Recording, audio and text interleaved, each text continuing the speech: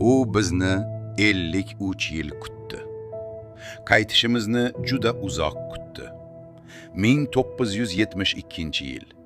Inson oxirgi marta oy yuzasini tark etdi va shu kundan beri hech kim qaytmadi.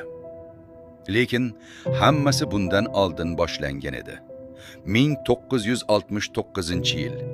Neil Armstrong ilk bor oyga qadam qo'ydi. Bu oddiy qadam emas edi.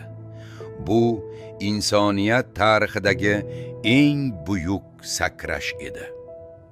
Apollo 11 missiyasi muvaffaqiyatli o'tdi va inson ilk bor yerdan boshqa osmon jismiga qadam qo'ydi. Shundan so'ng 1972-yilgacha insoniyat oyga 6 marta qo'nishni amalga oshirdi. Hatto oy yuzasida mashina haydab ko'rdik. 53 yil o'tib, biz yana o'sha joyga qaytyapmiz. Bu safar endi biz kuchli bo'lib qaytyapmiz. Yangi texnologiyalar, yangi bilimlar va bu boshqacha parvoz bo'ladi.